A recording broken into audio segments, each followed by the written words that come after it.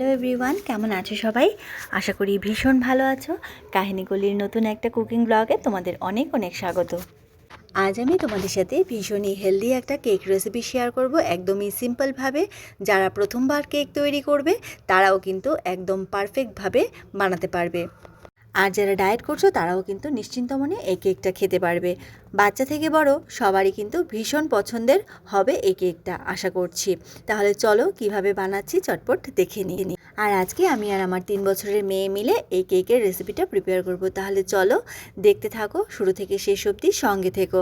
ভালো লাগলে প্লিজ একটা লাইক করে দিও, আর যদি চ্যানেলে নতুন হয়ে থাকো চ্যানেলটাকে সাবস্ক্রাইব করে কাহিনীগুলির সঙ্গে থেকো। তো আজকের এই হেলদি কেক রেসিপিটা বানানোর জন্য প্রথমে আমি নিয়ে নিচ্ছি দুটো গাজর। খুব ভালো করে ধুয়ে পরিষ্কার করে এর খোসাটা ছাড়িয়ে নিচ্ছি। গাজরে যেহেতু প্রচুর পরিমাণে ফাইবার থাকে, সেটা কিন্তু বাচ্চাদের জন্য প্লাস বড়দের জন্য ভীষণ কিন্তু হেলদি, তাই গাজরটা আমি আজকের কেকের মধ্যে ইউজ করব। তো দেখো, খোসা ছাড়িয়ে আমি ভালো করে এটাকে গ্রেট করে নিচ্ছি একটা গ্রেটারের সাহায্যে। আর বিশ্বাস করবে না, গাজরের যে একটা মিষ্টি ফ্লেভার আছে সেটা কিন্তু এই কেকের টেস্টটাকে আরও অনেক অনেক বেশি বাড়িয়ে দেয়। তো দেখতেই পাচ্ছ আমি এখানে গাজরটাকে খুব ভালো করে গ্রেট করে নিলাম। এবারে নিয়ে নিচ্ছি একটা কলা, একটা বড় সাইজের কলা আমি নিয়ে নিয়েছি এবং সেটাকে আমি ছোট ছোট টুকরো করে কেটে নেব। আজকের কেকটা যেহেতু আমি এগলেস বানাচ্ছি, এতে ডিম যেহেতু আমি ইউজ করছি না, সেই জন্য কেকটাকে ফ্লাফি করার জন্য আমি কিন্তু এর মধ্যে একটা পাকা কলা ইউজ করছি। কলা দিলে কিন্তু কেকটা অনেক বেশি ফ্লাফি হয় যদি আমি সেক্ষেত্রে ডিম না ইউজ করি। তো দেখতেই পেয়েছো, কলাটাকে আমি ছোট্ট ছোট্ট টুকরো করে কেটে নিয়েছি। ছোট ছোট টুকরো করলে পার্টিকেল কিন্তু থেকে যাওয়ার সম্ভাবনা থাকবে না, সেই জন্য আমি ছোট ছোট টুকরো করে কেটে নিয়েছি। কলার একটা স্মুথ পিউরি তৈরি করে নেব। আর এই স্মুথ পিউরিটা তৈরি করার জন্য আমি এখানে দিয়ে দেব অল্প একটুখানি মিল্ক। আমি একদম অল্পখানি, মোটামুটি বড় চামচে 3-4 চামচ দুধ আমি এখানে ইউজ করেছি। দিয়ে ভালো করে এটার একটা স্মুথ পেস্ট তৈরি করে নেব। তো এই দেখো, আমাদের ব্যানানা পিউরি কিন্তু রেডি হয়ে গেছে। এবারে এটাকে আমি সাইড করে রেখে দিচ্ছি। এইবারে নিয়ে নিচ্ছি আমার পছন্দের কিছু বাদাম। আমি এখানে প্রথমে কাজু বাদাম নিয়ে নিচ্ছি এবং এগুলোকে ছোট ছোট টুকরো করে কেটে নেব। তো কেকের প্রত্যেকটা বাইটে যদি একটু করে বাদাম পড়ে তাহলে কিন্তু খেতে মন্দ লাগে না, বেশ ভালোই লাগে। তো এখানে কাজু বাদামগুলোকে আমি ছোট ছোট টুকরো করে কেটে নিচ্ছি। তোমরা চাইলে হাফ করেও নিতে পারো। অন্যান্য সব বাদামের থেকে কাজু বাদামের টেস্টটা কিন্তু একটু বেশিই ভালো লাগে, সেই জন্য এটা একটু বেশি করে দিলেই ভাল লাগে খেতে। তো যাই হোক, এবারে কাজু বাদামগুলো কাটা হয়ে গেছে। এবারে আমি নিয়ে নিচ্ছি কিছুটা আমন্ড বাদাম। আমন্ড বাদামগুলোকেও আমি এরকমই টুকরো করে কেটে নিচ্ছি। তোমরা চাইলে পাতলা পাতলা করে লম্বা করেও কাটতে পারো। তো এইভাবে কেটে নিচ্ছি আমন্ড বাদামগুলোকে। চাইলে তোমরা আগে থেকে ভিজিয়ে খোসা ছাড়িয়েও দিতে পারো, সেটা পুরোপুরি তোমাদের পছন্দের ওপরে। তো আমন্ড বাদামগুলো কাটা হয়ে গেছে। এবারে নিয়ে নেব কিছুটা ড্রাই ব্লুবেরিজ। তো এই ড্রাই ফ্রুটগুলোই আজকে রেসিপির জন্য ইউজ করব। চাইলে তোমরা আখরোট, কিশমিশ এগুলো ইউজ করতে পারো, তোমাদের পছন্দ মতো ড্রাই ফ্রুট তোমরা দিতে পারো। আজকের এই রেসিপির জন্য প্রথমে একটা ছাঁকনি নিয়ে নিয়েছি এবং তার মধ্যে যত ড্রাই ইনগ্রিডিয়েন্ট আছে সবগুলো একে একে অ্যাড করব। প্রথমেই নিয়ে নিচ্ছি হাফ কাপ পরিমাণ আটা। আজকের কেকের রেসিপিটা যেহেতু অনেকটাই হেলদি হবে, সেই জন্য আজকের কেকের জন্য আমরা ময়দার পরিবর্তে দিয়ে দিলাম আটা। হাফ কাপ আটা, সঙ্গে 2 পিঞ্চ নুন, আর দিয়ে দিয়েছি হাফ কাপের থেকে একটু বেশি পরিমাণে জাগেরি পাউডার, আর দিয়ে দিলাম এখানে কোকো পাউডার 1 চামচ। খুব ভালো করে এগুলোকে চেলে নিচ্ছি যাতে বড় বড় দানাদার পার্টিকেলগুলো উপরেই থেকে যায় এবং মিক্সচারটা যেন খুব স্মুথ হয়। আর তোমরা দেখতেই পাচ্ছ, আজকের রেসিপি প্রিপেয়ার করার জন্য আমাকে হেল্প করছে আমার 3 বছরের ছোট্ট মেয়ে মুনিয়া। ওর যেহেতু ভীষণ ভালো লাগে এগুলো করতে, সেই জন্য আজকের রেসিপিতে ও আমাকে হেল্প করছে খুব ইন্টারেস্টের সঙ্গে। তো দেখতেই পাচ্ছ আমি কিন্তু খুব ভালো করে এটাকে চেলে নিচ্ছি যাতে বড় পার্টিকেলগুলো ওপরেই থেকে যায় এবং মিক্সিংটা খুব ভালো হয়। তো দেখো, আমার কিন্তু চালা হয়ে গেছে। এবারে আমি এর মধ্যে অ্যাড করে দিচ্ছি কলার যে পিউরিটা তৈরি করেছিলাম সেইটা। কলার এই পিউরিটা মিক্স করার পরে আমি ভালো করে সব কিছু মিক্স করে নেব, কিন্তু তার মধ্যে অল্প অল্প করে একটুখানি মিল্ক দিতে থাকবো। তো দুধ আমি অল্প অল্প করে এখানে ঢালতে থাকবো আর এটাকে ভালো করে মিক্স করতে থাকবো।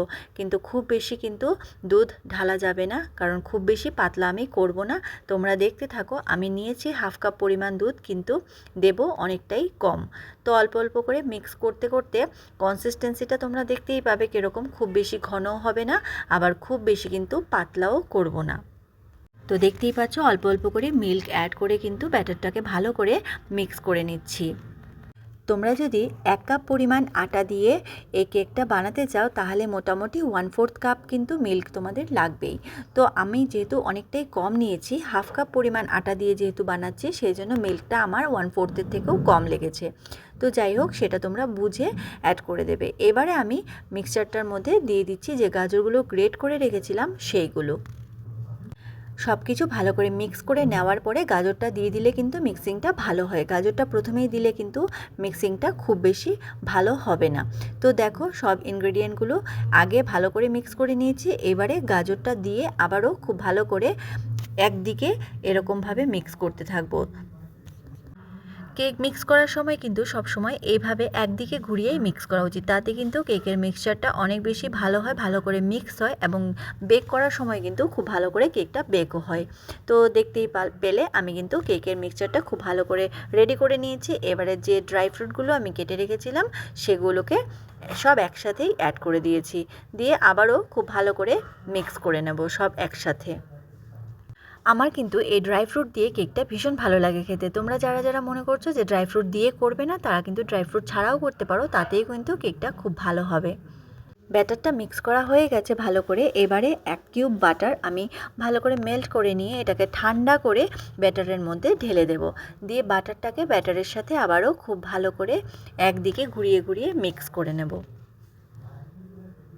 এতক্ষণে বাটার কিন্তু ব্যাটারের সাথে খুব ভালো করে মিক্স হয়ে গেছে। তো চলো এটাকে সাইড করে রেখে দিই। এবারে কেক টিনটাকে আমরা প্রিপেয়ার করে নিই।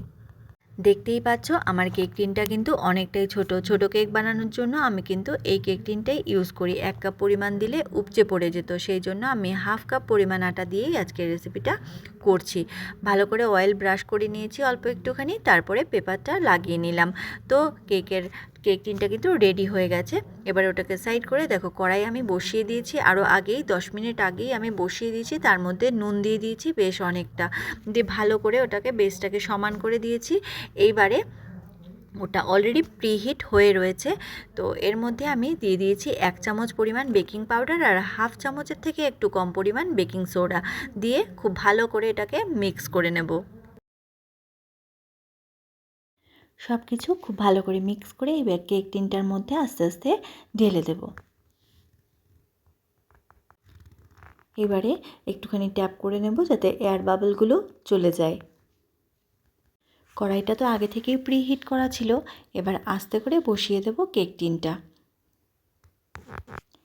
এইবারে ওপর থেকে আরও কিছু ড্রাই ফ্রুট ছড়িয়ে দিচ্ছি, যাতে কেকটা হয়ে যাওয়ার পরে দেখতে অনেক সুন্দর লাগে।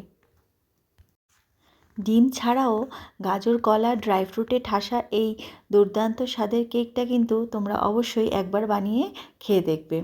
তো দেখো, সব কিছু দিয়ে দেওয়ার পরে ঢাকা চাপা দিয়ে 40 মিনিটের জন্য বেক হতে দেব। 40 মিনিট পর ঢাকা খুলে ছুরি বা টুথপিকের সাহায্যে একবার চেক করে নিতে হবে যে ভেতর থেকে কেকটা হয়ে গেছে কিনা। তো একদম পারফেক্টলি 40 মিনিটের জন্য বেক হওয়ার পরে কেক কিন্তু একেবারে রেডি। তো আমি এবারে এটাকে একটু ঠান্ডা করে নিয়ে তারপরে কেকের মধ্যে ঢেলে নিচ্ছি। কিন্তু এতটাও ঠান্ডা কিন্তু হয়নি, কিন্তু আমি আর ওয়েট করতে পারছিলাম না, এটা কাটার জন্য অপেক্ষা করছিলাম যে কতটা ভালো হয়েছে খেতে দেখার জন্য। তো সেই জন্য কিন্তু আমি হালকা গরম অবস্থাতেই কিন্তু এটাকে খুলে নিয়েছি। কিন্তু তোমরা একটুখানি ঠান্ডা হয়ে গেলে খুললে বা কাটলে তাতে কিন্তু অনেকটা ভালোভাবে কাটে। তো দাঁড়াও, এবার তোমাদেরকে কেটে দেখাচ্ছি ভেতর থেকে কীরকম দেখতে লাগছে আর কতটা সফট হয়েছে। তো কেকটা কিন্তু খুব একটা ঠান্ডা হয়নি, মোটামুটি একটু ঠান্ডা হওয়ার পরেই কিন্তু আমি এটাকে কেটে তোমাদেরকে দেখাচ্ছিলাম। দেখতেই পাচ্ছিলে ধোয়া বেরোচ্ছে। আর এই দেখো, একটা টুকরো তোমাদেরকে নিয়ে দেখাচ্ছি, ভীষণ কিন্তু এটা সফট হয়েছে আর খেতেও কিন্তু দুর্দান্ত স্বাদ হয়েছে। এইভাবে অন্তত একবার হলেও বানিয়ে খেয়ে দেখো, দারুণ হয় কিন্তু খেতে। তো যাই হোক, রেসিপিটা যদি ভালো লেগে থাকে তাহলে একটা লাইক করে দেবে, আর চ্যানেলে যদি নতুন হয়ে থাকো চ্যানেলটাকে সাবস্ক্রাইব করে কাহিনীগুলির সঙ্গে থেকো। বেল বাটনটাকে ক্লিক করতে কিন্তু ভুলে যেও না, তাতে আমার সমস্ত আপডেট সবার আগে তোমাদের কাছে পৌঁছে যাবে। তাহলে চলো আজকের জন্য এখানেই শেষ করছি, দেখা হচ্ছে পরবর্তী ভিডিওতে। ততক্ষণ তোমরা ভালো থেকো, সুস্থ থেকো।